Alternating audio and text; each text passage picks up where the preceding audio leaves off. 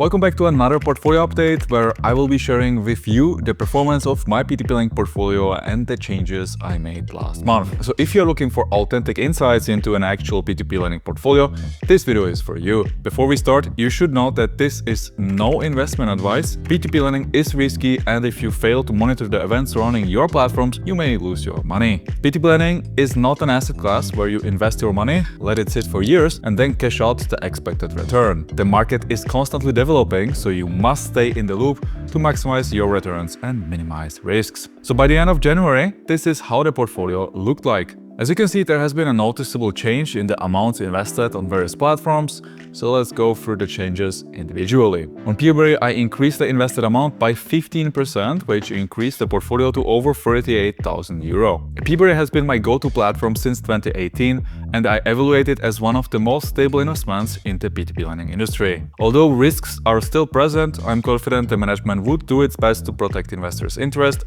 should certain risks materialize. The loan availability on PeerBerry remains low.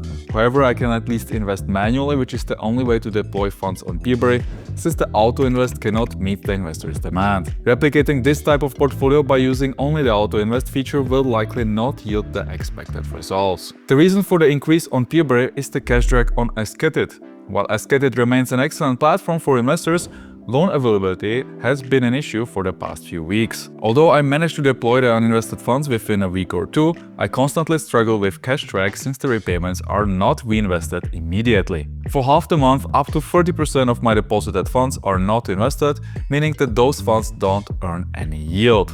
I even tried to ease out the auto-invest settings, but I still cannot get all my funds invested. Unfortunately, I'm not even lucky enough to buy loans manually on the primary market. While the secondary market offers ample opportunities, I'm not willing to pay a premium for a loan that gets repaid in the next few days. The cash drag on Esketit is due to the imbalance between the supply of loans and demand from investors. While I'm typically not a fan of reshifting funds to other platforms as this harms the diversification, having uninvested funds sitting around isn't a wise decision either. And that's a valid point on any platform with insufficient loan supply. On Robocash, I increased my account balance to 20,000 euro, activating the 0.5% loyalty bonus. Typically, the bonus seems to be active only when the invested balance reaches the threshold. However, on my end, it appears to be active even if some of the deposited funds are not invested. Some updates to the dashboard with the ability to invest manually would be appreciated. Robocash user experience is also due for an update. There's been no change to my portfolio on Estate Guru.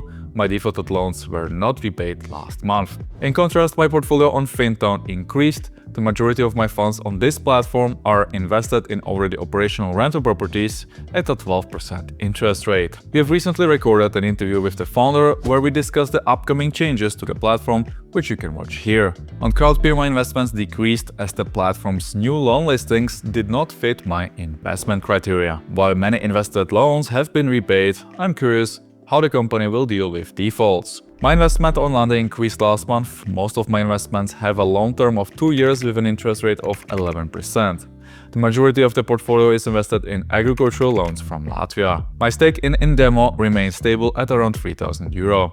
There has been no change to my portfolio on this platform last month. For more information, members on buymeacoffee.com can access the semi-raw portfolio data with loan statuses and loan types for all platforms. By the end of January, this portfolio grew to 100,844 euro, which is an increase of 2.6% compared to December. This portfolio earned 905 euro in passive income last month, 9.54% lower than the previous month. I would need to increase my portfolio to consistently earn over 1,000 euro per month, as some of the loans pay out interest quarterly and not monthly. Most of my investments are invested on PeerBerry, Robocash and Fintown. The investment amount on Esketit decreased due to cash drag, and the stake on Estate Guru has not changed either, as the platform did not recover any loans in my portfolio. When it comes to the loan status, most loans are current.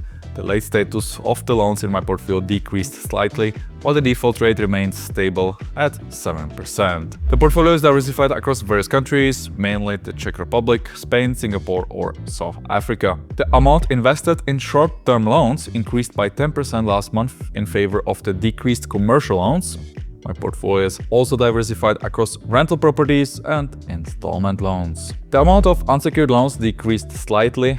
Unsecured loans are backed by a buyback or group guarantee, whereas a mortgage or collateral backs the secured portion of the portfolio. My weighted average interest rate increased to 11.48%. The average investment per loan is €171, and the portfolio is spread across 587 loans in 14 countries. If you want to get more insights into the internal return rate for every platform, you can review our portfolio page on P2P Empire. So that's been a quick update on the development of my portfolio. As you can see, achieving the perfect platform diversification is tricky, particularly as you cannot foresee the loan availability on specific platforms. Sometimes adjusting the portfolio strategy to maximize returns makes sense, especially if you are facing cash drag on specific platforms. Remember that uninvested funds don't earn any returns. That's also one of the reasons why you should monitor your portfolio regularly. If you found this video valuable, hit the like button and subscribe for further updates. Thanks for watching, and I'll catch you in the next video.